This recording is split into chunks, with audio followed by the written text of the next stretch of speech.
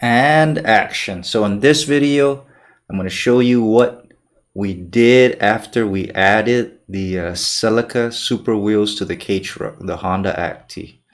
So please watch the video to the end. We'll show you more of our customization. Make a comment if you like it, hit the thumbs up, and please subscribe. So after we were done adding the silica super wheels, we wanted to move on to the next step in modification, minor modification, which is to add fender flares. So the beauty of fender flares is not only does it look great, gives you that custom look, but it actually protects the sides of the vehicles, because when you add wheels that stick out, like the wheels that we added, it kind of dirt and debris go all on the sides of the vehicle. Let me show you what I mean. Let me get a video.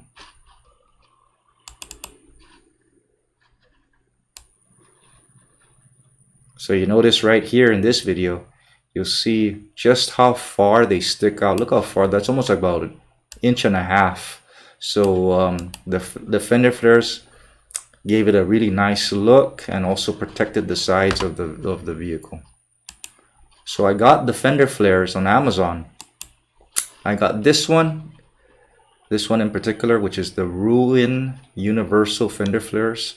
It's a 4-piece set with 50 millimeters, 2 pieces of 50 millimeters and 2 pieces of 70 millimeters. So if you're wondering why I got the 2 sizes, the 70 and the 50, first of all, I didn't know what size would fit between the two, having those wheels. So I said, you know what, let me just buy, because initially what I wanted to do was just put it on the front, because I was looking at the rear of the Kei Truck. I'll show you what I mean. So the rear of the Kei Truck, if you look at it right there, if you notice right there, see how high that wheel arch is? I did not know if the fender flare would work because it's so wide. But here, right here, I knew that the fender flare would work. So I didn't want to cover the whole thing. So we cut the flare right in this area. If you're looking at my mouse, so all I did was just cut it with some scissors, or you can even use a Dremel. Cut it to fit here, and I wasn't worried about this one. So when I did the first one, it looked really good with just this on, and I'll get a video for that. Happened initially. See how I have that one on there, and I didn't want to put on the rear because I didn't know how it looked. Well, anyways, Francis came to the house and he convinced me to try it on to fit it, the big one, the 70 millimeter on the back. So on this we were fitting it, and it turned out that it actually fit really well in the rear. The fender flares really help not only protect the side of the vehicle, but give you that real nice custom look, like the vehicle was lowered, like the suspension was lowered, even though it wasn't, because you can adjust when you're installing the fender flares the height of them, and it makes it appear like it's been modified, like lowered. So this is, let me go to the side. I hope you got a side view. So without it, you can see it here. I mean, it looks okay without it. Doesn't look too bad without it. Doesn't look too bad. But with it, oh man, such a big difference. And look at that. Look at it going down the road. Look at the rear and look at the front.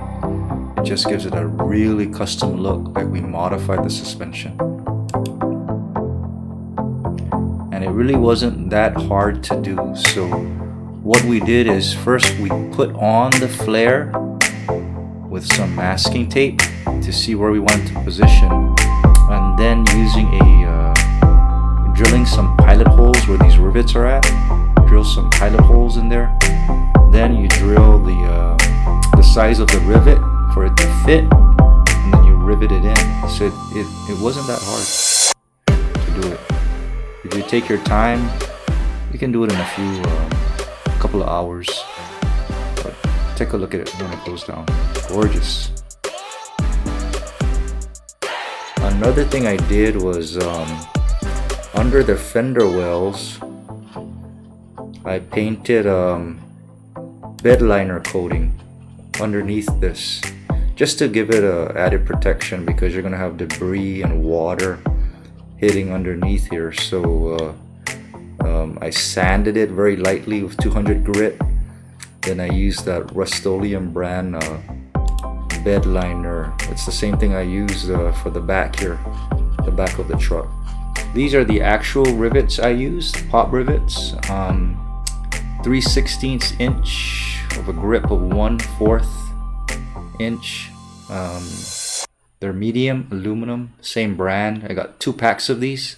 You're gonna need about 16 rivets, and of course you're gonna need a rivet gun and the drill bit to fit, because if you look at this, you need a drill bit that's just a little bit larger than 3/16, because you're going to be putting the rivets in and then using the rivet gun to compress it and hold